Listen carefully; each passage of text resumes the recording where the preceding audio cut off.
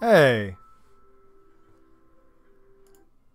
shut down the distant echo of music. How's it going, everyone? Um, we're doing something a little different than the normal stream. We had a subscriber offer up his portfolio for advice and review. So that's what we're doing today. All of Randall's information is at the bottom of the screen when we finally get into all this. I hope he's here. He wanted to be here. That's why we're doing it a little later than normal. Where did my water bottle go? I don't know. We're going without water bottle. If I get raspy, I'm sorry. Let me just make sure that I think Randall is here. Yes, he is. Yeah, so we're gonna jump into it, but we haven't done one of these in a while. So hey Chaz, thank you very much for the subscription. Yes, I did have a pretty good con last weekend. It was fun. It was good. It was positive. I actually just recently went back and watched the Jim Lee color that we did. We have a water emergency.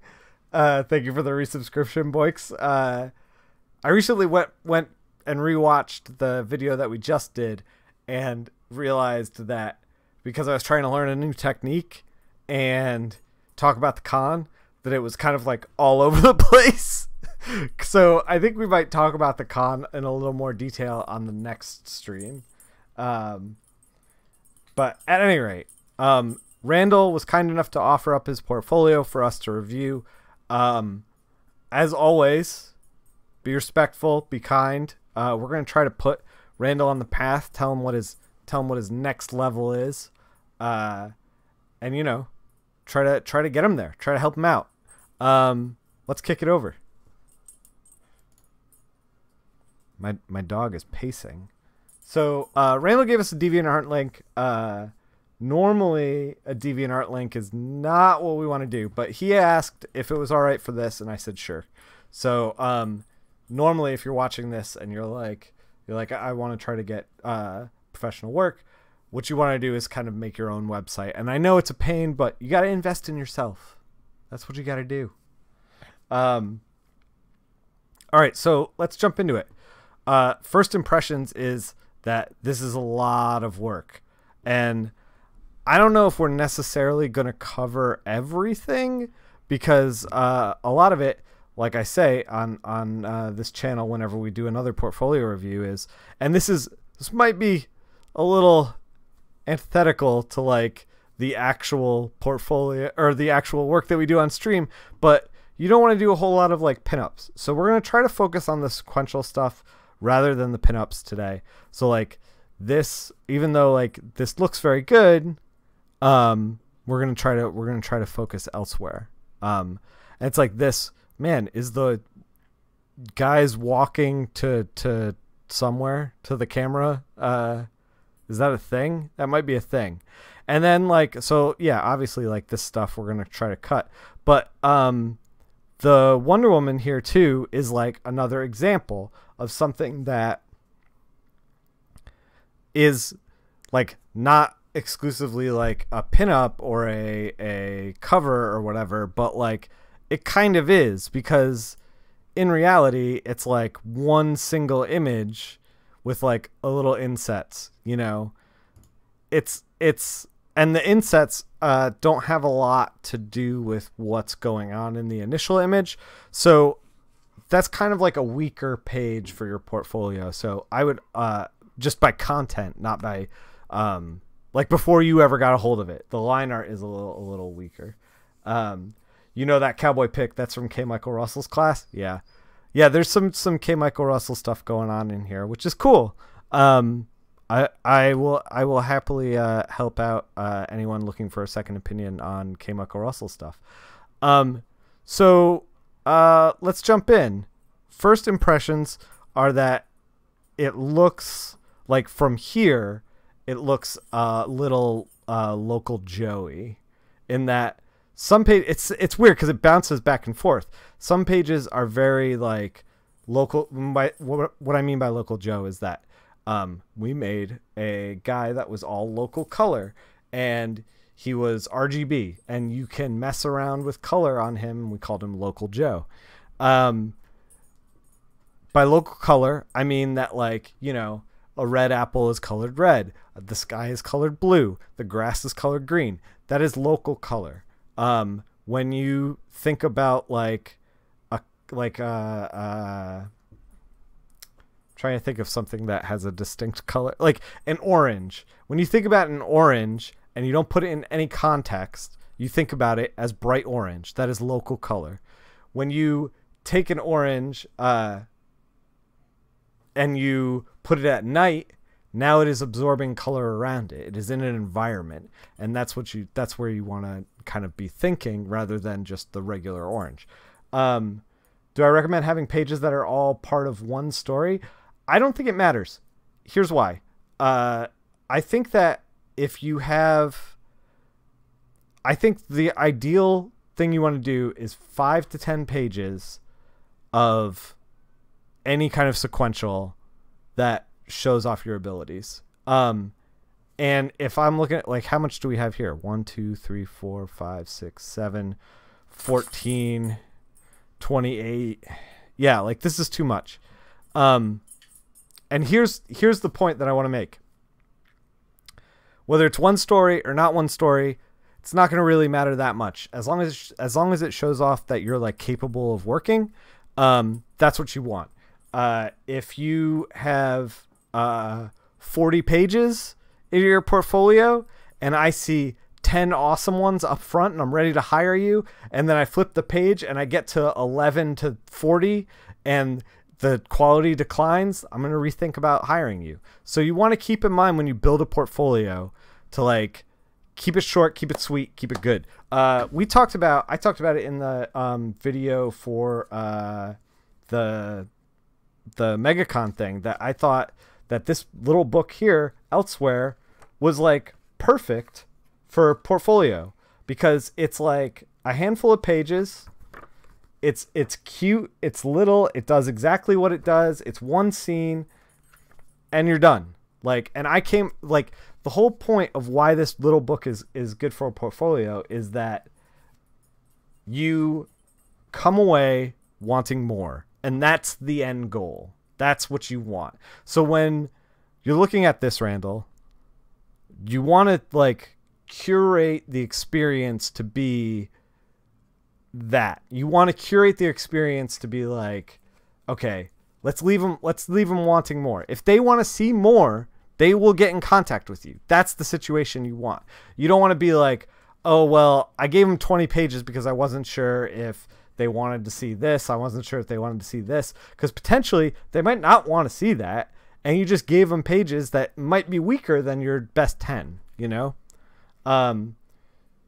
Do you recommend, I read that. If you like to color with different styles, should you include them in your portfolio, or should it just be one style? I would maybe, so here's the thing. If, like, so we have in this book, in this portfolio, we have very superhero stuff, and then we have some, like, kind of, like, weirder stuff. Like, this is some this is Tim Seeley stuff, right? I'm not sure. Looks like it. And we, like, Danger Girl is kind of its own thing, and then, like, we got Battle Chasers. This is some Seeley stuff. Like, so we're a little all over the place. Like, this does not look like normal superhero line art, which is fine. And you were saying it's hack slash, yeah. No, it's not a mess, dude. It's not. What I'm saying is that, like, if you have a lot of different types of pages, that's fine. If you when you put together a portfolio, there's two ways that I would do it. I'd put together a general portfolio that you would hand to anyone and they would get something out of. So in that kind of thing, multiple styles of coloring, all good. If you were shooting for a particular job, like if you were going to hand, if you were like, I'm shooting for a a Catwoman like heist book from Black Mask. Like if you were doing something like that, like this page, throw it in. Absolutely. This should be page 1, you know? But like if you're doing that, know that you're going to be doing a lot of cityscape heist stuff, and maybe like cut a page that looks like this, because this doesn't tell them anything about the job. Like have a portfolio that is how many nudes should you put in, and if so, should they be self-portraits? Oh my god. So you know, you want to think about the portfolio to, and like if you have a lot of work, you can start to cater the work to the person that you're trying to get jobs from. If you have that opportunity. If you don't, if you're just like hitting up a show, pick your best 10, throw them in there, hand them out. Like another way is like, you know, I was saying hand them out. When I started in the game and it was a little less internet centric, because I'm an old man, we would just print out like, you know, I'd just go down to Kinko's, do 10 copies of the portfolio and just hand them out to people that I thought potentially would want them. And that's what I think you should probably be doing too. So anyway, enough generalities. What's better, print or digital? Is there a preference? I don't really think there is a preference. I would say that if you talk to me at a show, so this is the whole thing, is you got to put yourself in the other person's shoes. So if you're at a show and you're looking to hire a colorist and you're like working at the table and someone comes up to you and they're like, hey, I'm a colorist. Here's my stuff. I'm going to show it to you on my tablet. And you're like, the person's going through and they're like, this looks really good. You should get in touch with me. Like, that's a good interaction, and you should get in touch with them and you should get their contact info. But if you can leave something behind for them too, that is potentially a positive experience as well. And that way they have your contact info, you have theirs, they can look at the pages in greater detail, you know, that kind of thing. I'm a fan of print for that, but like digital works too. As long as the work speaks volumes, like there's no like magical like do this, don't do this. And then like everybody else has their own preference. Like I prefer things printed out also because in print it's gonna look different than digital, and I understand that, and I don't know if that's necessarily true of other people. So that might be me just being a print nerd. But yeah, let's jump in. Let's see what we got here. So this is hack and slash piece. The first thing that jumps out at me, and it jumped out at me at a couple other places, is that you're doing a lot of texture work. Like you're doing a lot of subtle work back here, and like this stuff's all right because it's not like overwhelming, but you are running into, and like I like the shirt texture, but I don't know why it's not carried over to here, and it's not up here either. Like this is kind of weird that it doesn't match up. So that would be, you know, like I would try to work on consistency, but like, so you're doing mark making in the cat. That's like good. You know, you don't have to spend a ton of time on the cat. Cause like mostly we're here with the character, and like the page is constructed so that we're going like left to right up here. And we're probably putting word balloons in down here. Here's the thing. Like I see you trying a whole lot of stuff, Randall. I see you trying texture. I see you trying like painterly stuff in here. I see you trying like glows. I see you trying like textures. Yeah, like you're all over the place. And it's great to experiment. But like when the rubber hits the road and you start working on a page, I would try to think about the page as like, okay, everything has to be consistent. Everything has to flow. If you're using texture, that's fine, but like it has to be working towards your advantage. I talked about, or in a video that I made that's not out yet, I talk about how texture can potentially flatten things. So you want to be aware of that if you're going to use texture. I really like the texture in the shirt. I feel like it's chunky and interesting. And then I feel like this texture in the back is like a little splotchy, a little non-committal. You know, like I think that you'd be better served just like dropping a color back there. And I wonder if you stopped thinking about texture, if you stopped thinking about glows, and you were like, all right, the color just needs to speak for itself. If you just thought about color, maybe even not even shadows, like you just did like flat, like color on this. There is some good stuff with it. Hey, K. Michael Russell's here. Some of those textures are in the inks. Ah, I hear you. So yeah, I feel like if you like where your head is at is good. You don't have to worry too much about like the rendering that you're doing. The rendering that you're doing is fine. Where you have to like, I think put more time is just like, thinking about color as like washes of color, like 20% wash over this whole thing can really help it. Here we can. So if we go in, and I guess we're going to try to deselect the black to a degree.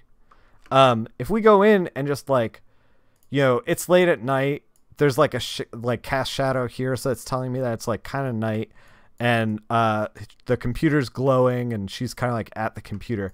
If we kind of like just, yeah, there's about 15% greenish over, but like, you're not getting like, this color is very red. Like we're down here.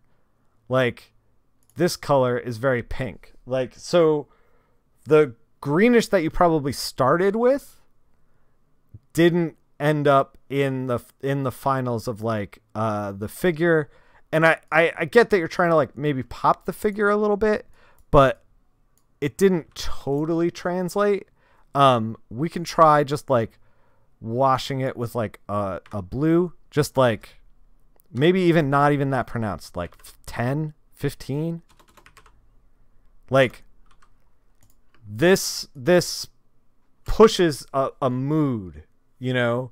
I would say if I were you, I would say if you're like, hey, you erased the mask to bring it out a little too much. Yeah, I would say that. I would agree. And here's the thing: if you're playing with masks, here we're playing with masks now, guys. So like, let's do the 15. You can play with masks in a way where, sorry, let me get this set up. There we go. Where you're like, okay, I want you here. I want you here. I want you in the face. So you could kind of like take the wash, like the additional wash, and kind of like just brighten up the cheeks, you know? Like, you don't have to continue it through the whole thing. Like, you can just make kind of like her cheeks a little flush. And you will push the viewer there. The other thing that jumps out at me is like, this shadow kind of looks like it should be like extended like that, but that's a little awkward. Maybe that's not a big deal. I think it's the shadow of the couch. But yeah, I actually I don't mind this page. The only thing that like kind of jumps out at me is like, as far as like the rest of the mechanics of the page is like, so there's not a lot of depth in this. Well, I mean, there's depth, like you did the depth, like you're done. But like compared to like these shots, compared to this shot, there's a ton of depth between like the figure and the floor.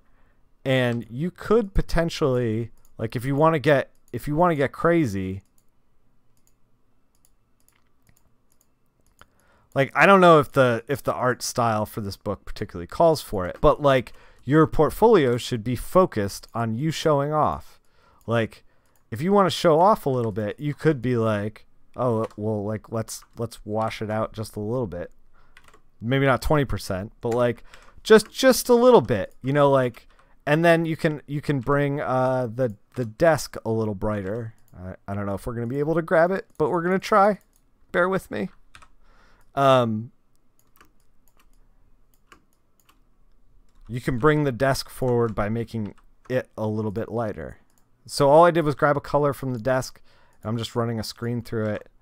Maybe grab a color of the cat, you know, and kind of like try to play with values to like push and pull. Let's go back to the portfolio. Yeah, so I would try to kind of keep that in mind. Let's see what else. We got a second page.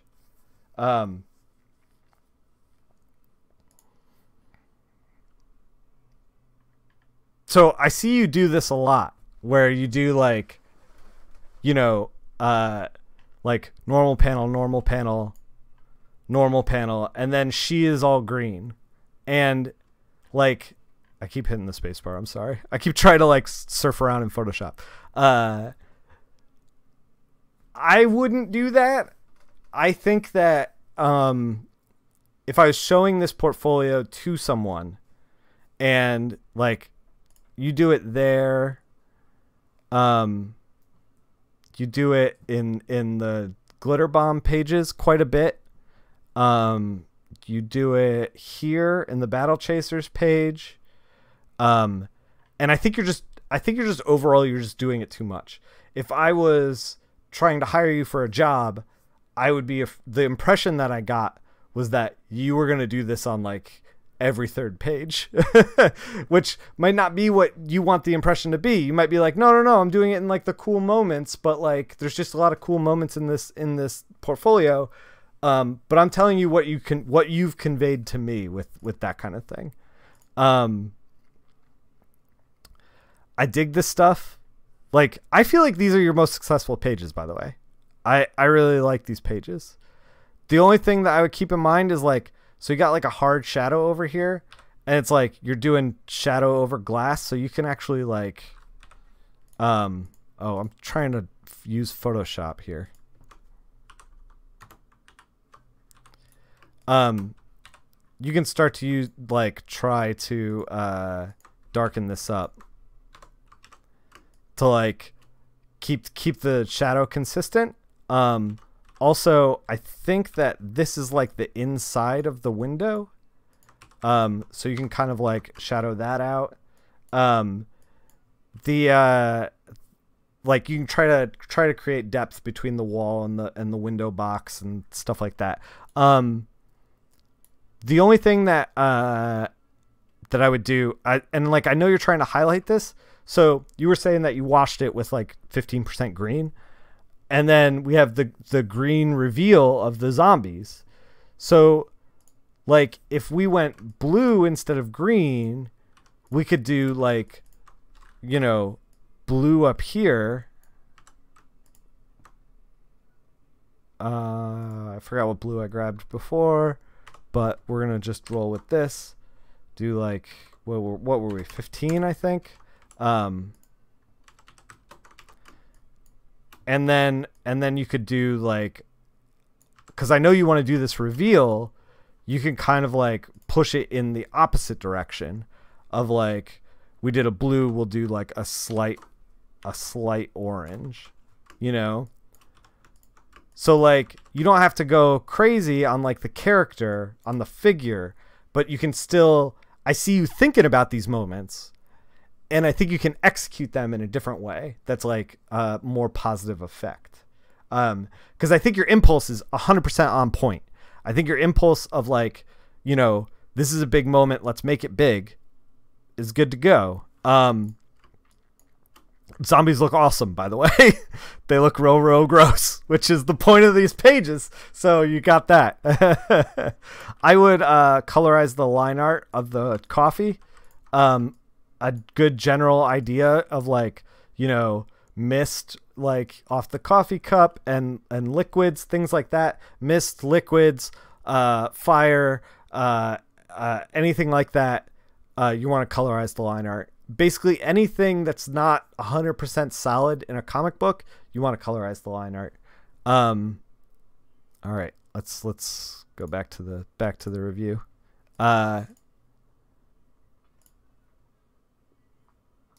So I like this page. So I like this page. You got like a yellow red thing going on. It looks good. I think that partly, so this is what happens sometimes when you wash colors, is that the blues and the things opposite on the color wheel are going to get washed out into like a brownish, like you're ending up with like this brownish going on in here in the car. And I think that if you, after you do the wash, that you don't look at your sky. Oh man, I was going to say, don't do that anymore. Yeah. We won't talk about it because you don't want me to look at it. But like this kind of like brownish tone in here, this is what happens when you take like a grayish blue thing and you wash it with the yellow or orange or whatever, and then you end up in this space of like, you know, this like beigey kind of color, and you want to avoid this kind of stuff. This stuff, full disclosure, if you go back in my own career and you look at my early work, this stuff is tough to avoid, and I didn't do a great job of avoiding it either. So you're in solid company. You just, you know, it's just tough. Like just taking this and just picking a direction of like, either we're going to make it reddish or we're going to make it more bluish or like grayish. Either one of those directions that I just ran through. Why do I want to avoid beige? Because beige is some bullshit that like is non-committal. There's nothing wrong with, okay, there's nothing wrong with purposeful beige where you're like, I'm making a beige thing. That is fine. You over sky a lot. Yeah. But like, if you are trying to be like, how can I put this? The beige that we've ended up with on this page, I see a lot of new colorists do. And I did early in my career. And what I'm saying is like, this is a beige that happened because you did a wash and you were working on the page and you were working for a while. Beige is not committal bullshit. Yeah. And you were working for a while on this page and you were investing time. Like you were investing time in rendering the faces and figuring out this like side light and like, you know, this kind of thing. Like you were thinking about all this stuff. And at the end of the day, like, I don't know about you guys, but when I like look at a page for too long, I don't see the forest, I see the trees. And like, this kind of stuff like falls through the cracks. And if you want to like level up from here, you have to be aware of like how your colors are interacting with each other when you do these washes. And if you see this happen and you're like, oh, I didn't want it that color, like we should pick something a little more committal, like a little more red or a little more blue or a little more gray or whatever. That's the headspace you want to be in, rather than being like, oh, well, I put the blue down and then I washed it and I guess these are the colors, you know?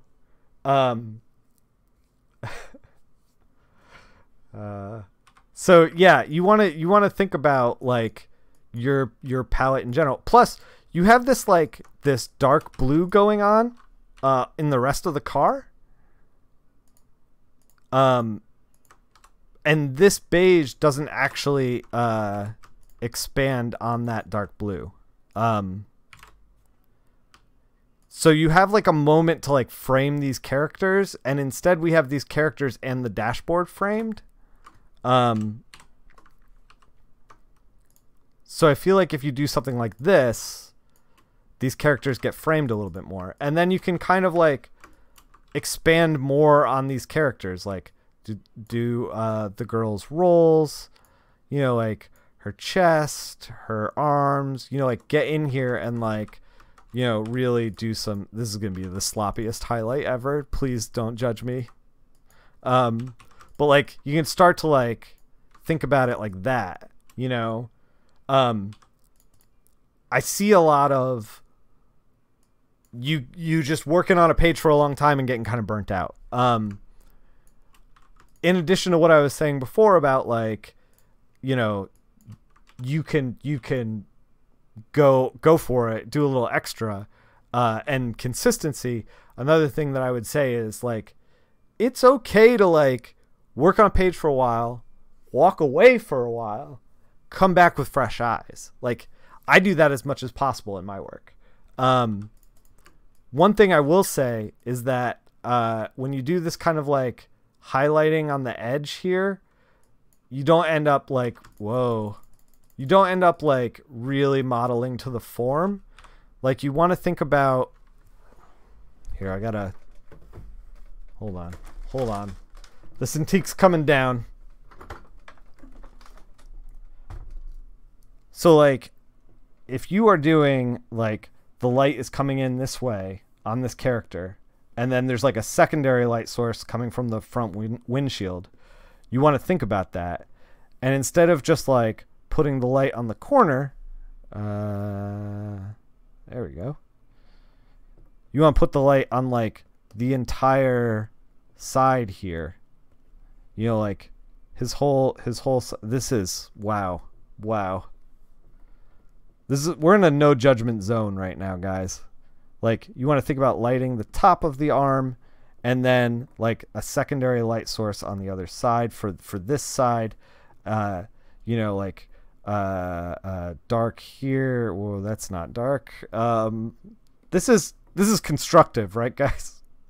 Dark here and then like light. This certainly is something that I'm doing right now. But like, you know, you want to think about more kind of like dramatic kinds of scenes. Instead of lighting this fold, you kind of want like this to be like in the middle here, you know? And you're going to want to like drag a grad through it like that. You know, you want to think about the arm like a cylinder kind of thing.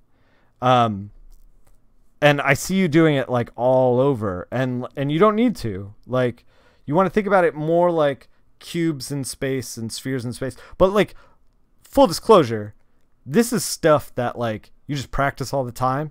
You'll get it. You practice, you'll be like, this looks weird, I'm gonna fix it. This looks weird, I'm gonna fix it. This looks weird, I'm gonna fix it. You get eventually to a point where you're like, oh, I can just do it now, you know? Again, the thing that I was talking about in the hack slash page, in the hack slash pages, you're doing like a very soft kind of thing up here, and then we get down here and you're doing like these hard edges. And dude, I kind of like the hard edges better.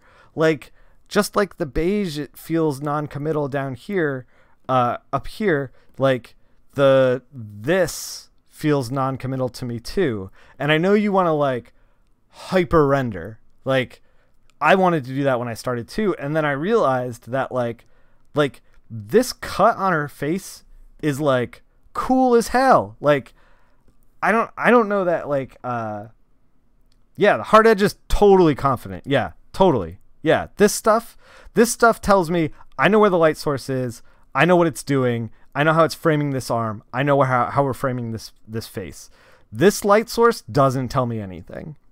And like, I would kind of go back and like retool this page because this panel is worth, you know, salvaging. Like this panel's like the light sources that you're picking, or at least take this and translate it to your next page. This panel is great. This panel is weaker in contrast, and this panel is the weakest, of course, because we went too buck wild on the sky. That's all right. We'll avoid that. All right. What else we got? Can we just do next? We got to do all. I would cut this page entirely. Like, it's just like, I get what you're doing with the crowd and trying to highlight the faces and stuff, but like, this page is super boring, and there isn't like, there's a thing that happens in comics, especially when people are starting to learn how to make comics, where like, just because you've handled it in a clever way doesn't mean that it's interesting. And this page just visually doesn't get me excited, you know? Like, I'd cut this page altogether. You agree on that? Yeah. All right. So, I like this page. I like what you're doing with the light source. There was another page I thought there was another page in this sequence, but maybe I'm imagining things. Yeah, I like this page in the sequence. The only thing I would worry about maybe going too dark in here. Also, you have a lot of opportunities with the flashlight that can like beautifully show off your work. Like, you can, you know, if you want to, kind of like silhouette these guys with a little bit of orange, and this is at night, objects that are closer to you are actually lighter, and objects that are further back are darker. So you can there's like a lot of depth and space here. And I know what you're doing with like the flashlight, and you're trying to make like a yellow splotch here with the flashlight. But one of the things that I would think about is that like the grave sites back here are the same kind of tones as the grave sites here. So you always worried about over rendering? Yeah, I would just to see, if I were you, just to see, I would take some of these pages and or new pages, and I would just be like, all right, I'm not going to get bogged down in rendering. I'm just going to do confident cuts. I'm going to do 2 cuts for everything, you know? Yeah, I think you are losing the forest for the trees as far as highlighting. Because you're like trying to think about all the folds in here, and it's like, you know, like, I see the thought process. You're like, he's holding the flashlight here. It's going to light him this way. Like, we're going to put, you know, like highlights on there, but like, you're losing the forms. Like, you got to like kind of put that there. And then like his shoulder's actually going to be a little darker because it's, you know, a little bit in shadow because the thing's here. And then like, you put some highlights here, and then like, you know, the arm highlights, but eventually it kind of like, you know, falls into shadow. You have a secondary light source that the artist drew in here, so you can put like a blue in on the side of the head, like that kind of thing. Yeah, like, I see you, and like, again, this just comes from like, I've modeled like a lot of stuff. I've rendered a lot of stuff. Like, if the light source is way down here, you want to do like light source, light source, light source, light source, like kind of this thing. And then like take the darks and kind of be like, you know, darks there, darks on the nose, under the eyes, like that kind of thing. I don't know if you've heard of the app Handy, but Handy will help you with lighting faces. Handy is an app where you get to like move around a lighting rig around a virtual head, and it will help you immensely with this kind of stuff. It may be a little slower at first, but like once you get the hang of it, you'll use it less and less. The other thing that I would say about this page is like, you're thinking about mood so much that you're starting to like these are too close in value. The pants and the shoes are blending together. So like, if you just like took the shoes I don't know if I actually traced around that little thing's arm. These things are creepy, by the way. If you trace out the shoes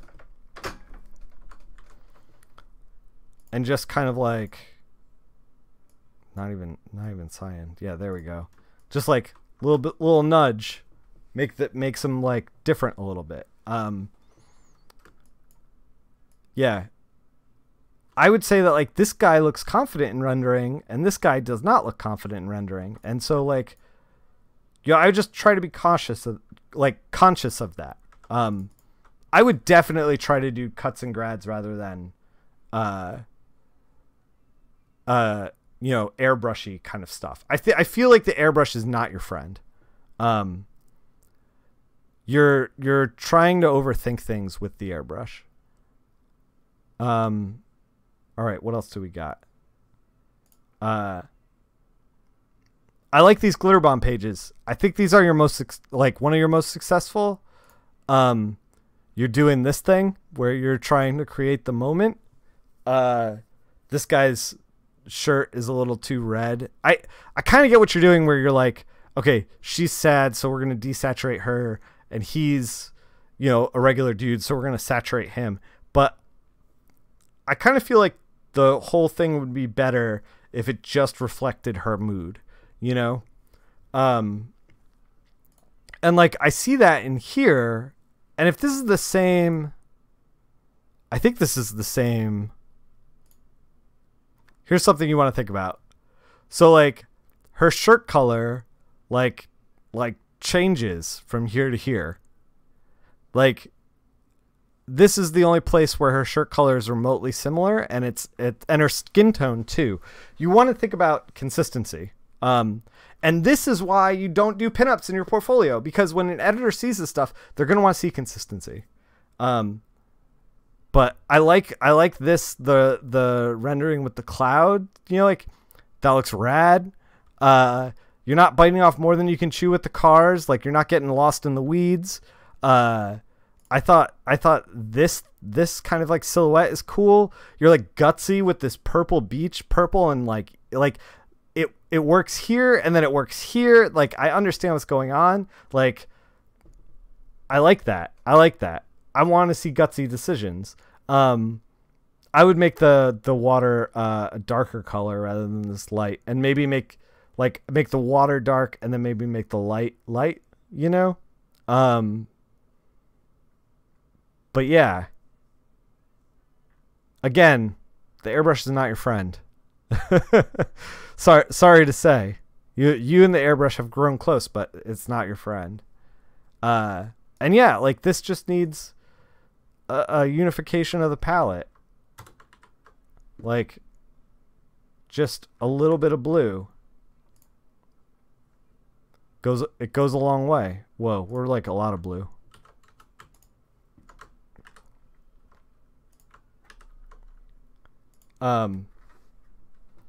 Brush struggles are real. Yeah.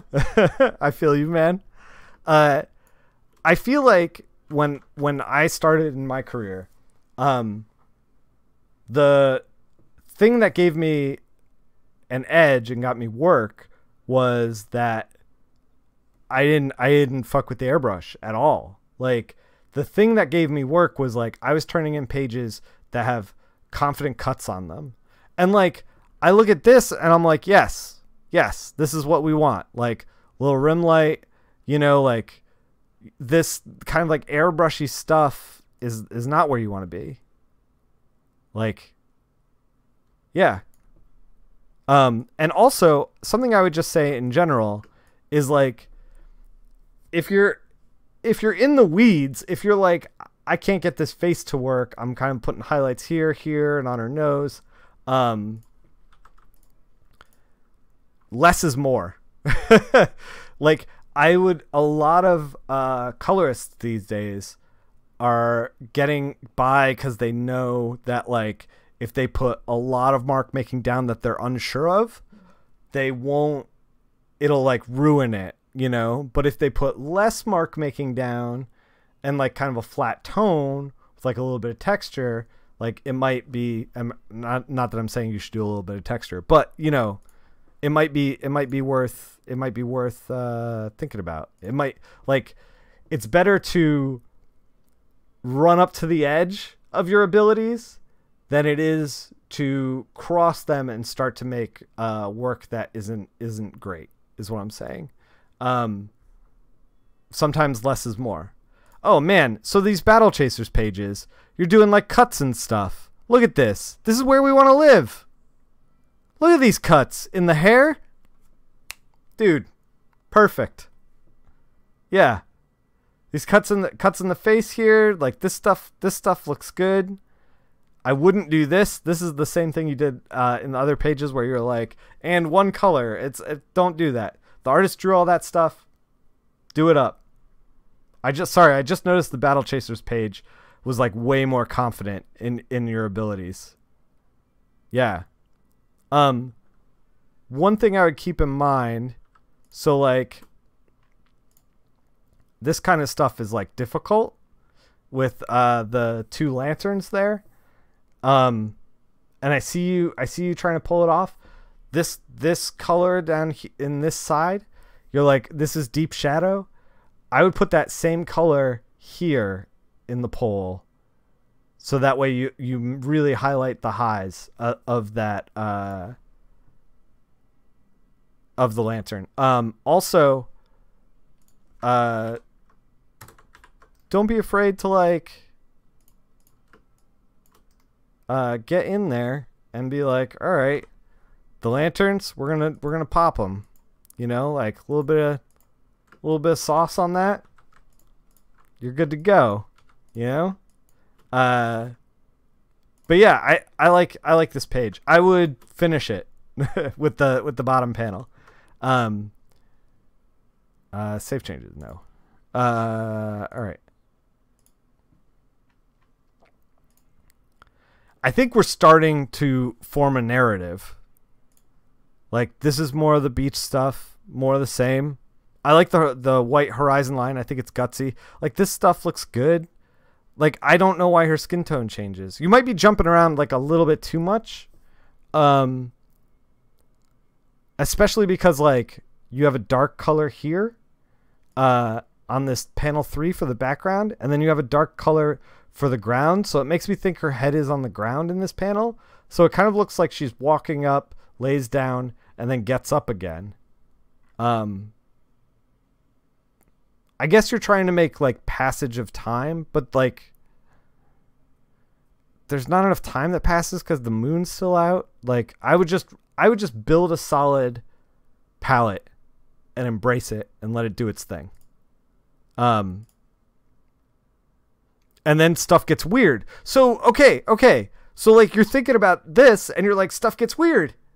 And you're like, let's get weird. And I'm like, I'm on board with you. Yes, let's get weird. But the problem is like, if you like, she's one color here, and then she's color shifted again, and then she's color shifted again, and then she's color shifted again, and then we finally get to here. This is where we want to like get weird. Like, we need all of the narrative of like mundane. We need that mundane narrative to like just roll it out for us, lull us into that false sense of security, and then when you get here, get weird. You know, it gives you a payoff. This is Catwoman and Harley. I wouldn't put highlights next to the darks here. Like, I don't think this is necessarily working very well. I see you like putting in highlights of your own on top of what you assumed I think were highlights for the artist. I don't think they were highlights from the artist. I think the artist was just like scratching around kind of thing. Goggles look great. Like, goggles look great back here. Yeah, set it up to pay it off. Right. Yeah, by the way, yes, hope your shoulder is feeling better. I've been monitoring your progress. Okay, Michael Russell. I dig the depth you're doing here. Like, That's good. You could probably push it, but it looks good. Full disclosure, buildings are really tough. Like, but I would think about where the light's coming from. You basically got little boxes. And if you have the same kind of color on the top of the box as you do on the bottom of the box, then it's not really working. So if you... Oh man, I thought this was going to be easy.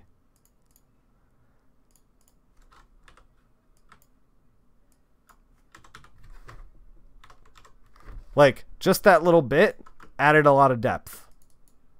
You know, you want to like, whenever you get any kind of corner or box in a world, that's an opportunity to create depth very easily by just kind of doing that. Like, one side's light, one side's dark. Boom. As long as like the rest of it's consistent with that, like you'd have to go back here and just be like, all right, boom. You know, like we'll do the top here, the tops over here. You just got to be like, you know, nice and consistent, and you're creating a lot of like structure. But yeah, Harley looks great. I can see why you got on this tip of like, I got to put the highlight here because it kind of works here. Like here it works. Here it works. Yeah, it works on Harley. I don't know why it's just like not really working on Catwoman, and you kind of want to just as a colorist, don't feel like you're a slave to the art. If like you feel like you put down that if it's working on Harley and you start working on Catwoman, it's not working on Catwoman, change it up, man. Like, you're responsible for that. It's all you. Just do it up. Yeah, but I like the depth you're putting in. You're trying to like knock out a color in the background here, knocking out color on the way back here. Looks good. I'd keep doing that for sure. Let's see. What else we got? Oh, this is more Battle Chasers. So, okay. This page is cool. It's got a skull on it. I like that. I would cut this page from the portfolio. The reason that I would do that is because this page and is kind of like, and you know, Joe Mad at the time was trying to crank out a lot of work in a short amount of time because he was playing a lot of video games, I think, like if memory serves right. So he's doing a lot of stuff like this where he's just like silhouette of a guy on a skull. Now he's picking up the skull and like we got like just a little doodle of a guy, and then there's a snake, you know, and the snake wakes up. It's like there's nothing really on this page to like focus, and there's nothing really on this page to really showcase you. I do like how you rendered the snake, and I do like the highlights you put on it. That all looks great. This page has the same problem as this page. Like, I just can't get excited, you know? I would probably cut these pages only because, like, you know, you're not rendering guys back here, and, like, you're over-rendering up here, and you're kind of, like, everything's, like, flattening out. The orange is getting away from you. Hey, Graffiti Bandit. Yeah, the orange is definitely getting away from you. This page in particular just does not showcase your abilities well. Like, that guy that did that page is not the same guy that did this page. And I want to hire this guy, but I don't really want to hire this guy. So I would just like cut it entirely. This page is better, but there's an opportunity here where you have like lava and that kind of thing, and this guy is like behind this rock, and this guy's like really forward. That isn't totally realized. The same kind of knockouts that you were doing on the buildings, you can do like all the way back here for these guys. And like the more detail that you put into these rocks and stuff, the more time. These are your earlier work. I could tell. I'm on that. The more detail you put in anything, the more time it's going to take for an eyeball to process it, which means if it takes a lot of time, you're pulling focus from stuff that you want to focus on. And I think you were kind of knocking stuff out back here. It kind of looks like you were. You didn't push it far enough. But like this panel's cool though. I actually like this panel. But yeah, you want the reader like here. And yeah, we won't go too much into it because you said that was your early work.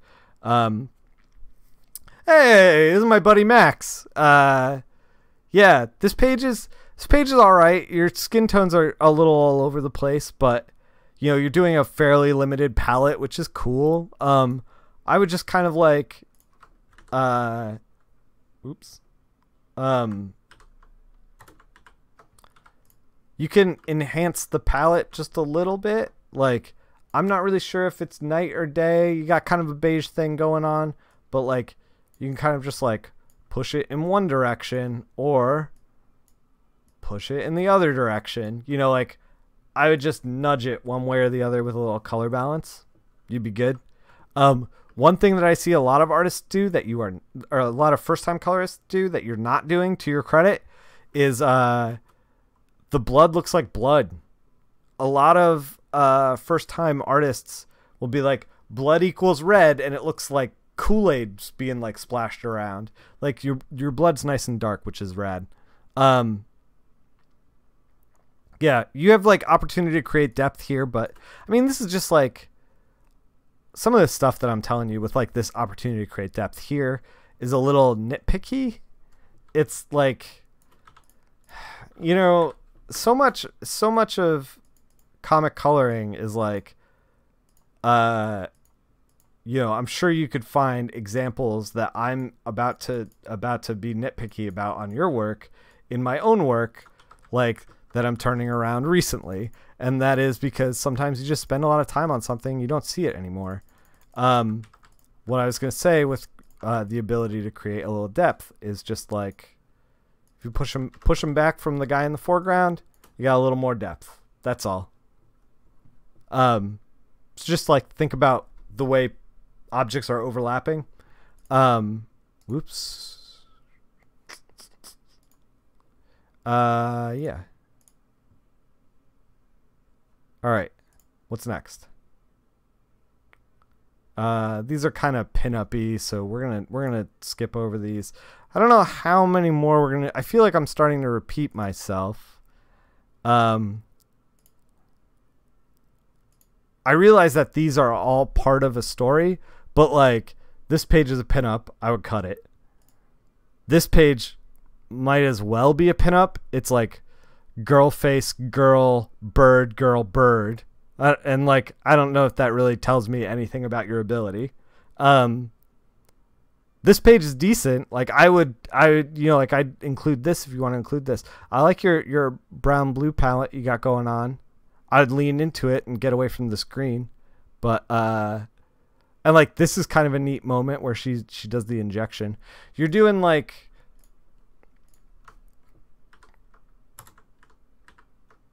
a desaturated thing to try to like put space between the characters. You don't need to do desaturated. You can just do like a just like a darker color. Push it forward. Like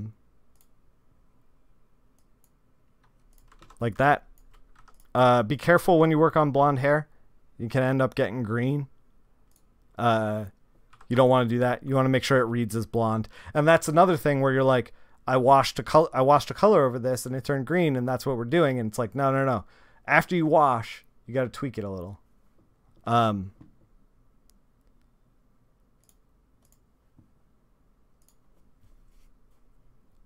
would cut this page just because I don't think it showcases your ability very well.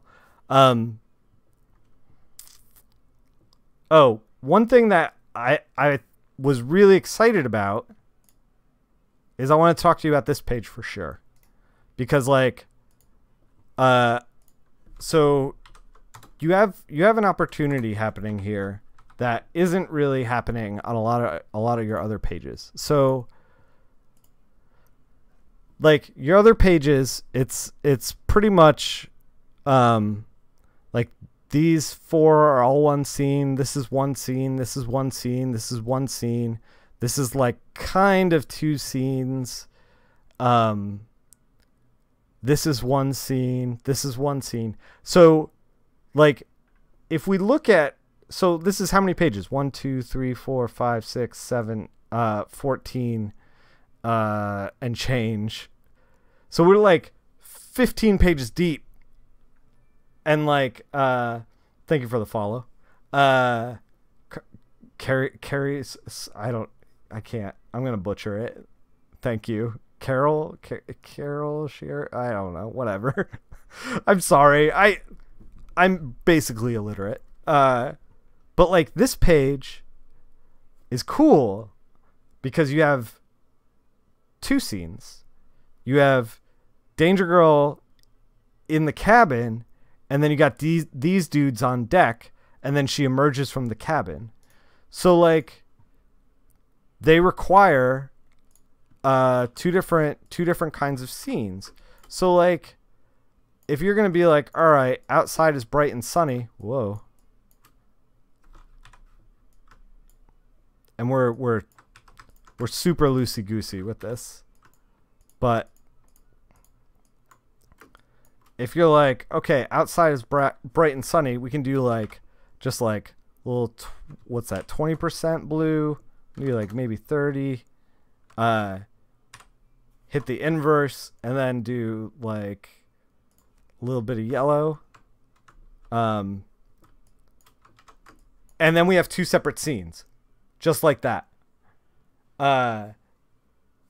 When you want, like, this is the exact thing that editors and people looking to hire colorists are going to look for. They're going to look for how you can handle scene transitions. This is what's I'm trying to pick a page to do on stream to talk about this kind of thing, and I'm really struggling to find a good scene transition. But like this is perfect. This is like, you know, you're doing your thing. Also, you can like keep her in blue here because she's in the extreme foreground, and really hammer home that like she was below dock and she's emerging from below dock, and now she's on the deck of the ship. Below deck. She's emerging from the deck of the ship, because so she's like bringing some of that color scheme with her, you know.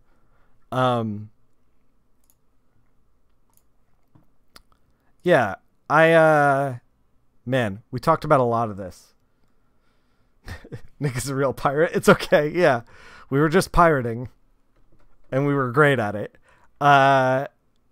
So yeah, we've talked about a ton of your work. What else do we got? Let me see if anything jumps out at me at the very end, because we've been talking about your work for an hour, and I feel like I'm semi repeating myself. I'm just gonna see if anything jumps out at me real quick. Is there anything that you want me to talk about that I haven't? A piece that you really like that you want to talk about? In one of the previous portfolio reviews that we did, I don't think it was Light Hands. I think it was the one before that, which was was I really great at pirating? Let's be honest.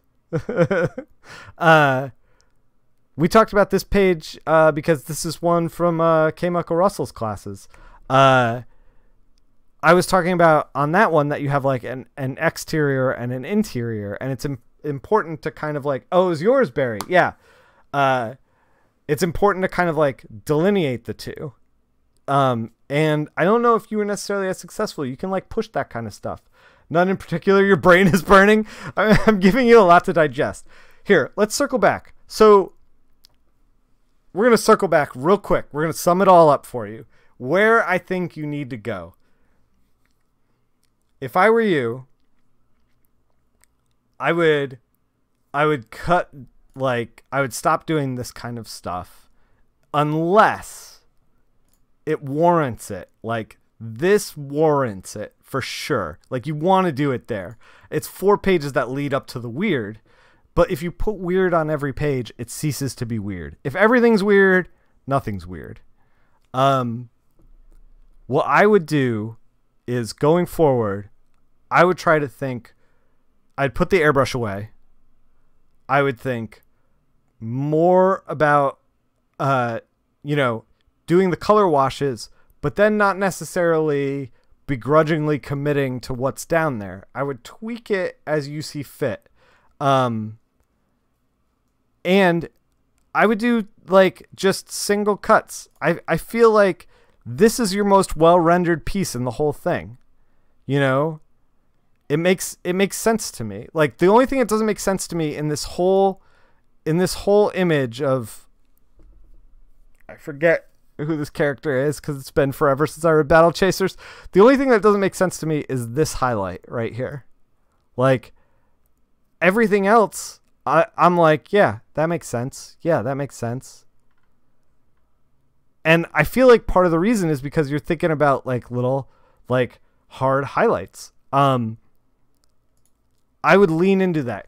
Once you master hard highlights like that, you're going to be able to easily just like transition into doing like blurrier stuff, playing with the airbrush. But like, without, it's like, okay, I'm going to try to make a metaphor. It's like, instead of trying to juggle with, just light and shadow, 2 balls, instead of doing that, you're like, I'm going to throw another 3 balls in the air because we're going to do full render. It's like, you're never going to learn that way. You want to learn by sticking to just like hard cuts. And those hard cuts are going to be a little painful at first because you're going to be like, oh, I want to render, but like, you're going to want to just stick to that. Trust me. And once you get that mastered, because not only does that help you with the rendering, but it will also help you with color choices. You'll be able to pick and choose colors with a little more authority because you're not thinking about, oh, I got to render everything. I got to like, blend you like that whole mindset, backseat. The only thing you got to worry about is the color choice and the cut. And that's it. So, yeah, I would do that. But like, this guy gets work. So I would lean into like pages that look like this. Like, I would retool this page because I like this bottom one, the bottom panel. I might make a little bit of corrects on this page, finish it up, do the bottom panel. And that's like what? That's 4 pieces in there. And then like, I might take this glitter bomb and just like make sure that all the skin tones and everything works. Rendering will come later. Yeah, exactly. Matt Wilson and I both learned the same way. So yeah, I feel like we come from similar thought process. Like, if you try to do everything, you're going to end up doing nothing. If you narrow into like a couple things that work and like that work a little better for you, you're good. The more complex stuff will come with just practice. Yeah, so I would put these 2 hack slash pages, the Battle Chasers page, and then I would think about redoing the Glitter Bomb pages, and then think about redoing the Son of Samhain page, and maybe put the Max page in because I like Max, and other people like Max. Maybe retweak the Danger Girl page, and I would delete everything else because you don't want to leave that digital record behind. You don't want like other people being like, oh, let me see what Randall's up to, and then have them pop in and be like, oh no. You want them to pop in and be like, oh yes, that's what I'm talking about. I hope this helped you. I think that you might be on the path. You should absolutely stick with it, though. You got good stuff in here. I see your thought process, and your thought process is where it should be. That's the good thing. The only thing is you just need more practice, man. A little bit of practice, you'll be all right. Yeah. I don't know. You're in the chat. Is there anything else? Anything else you need? Anything? And you know, Randall is a subscriber, so he gets a portfolio review.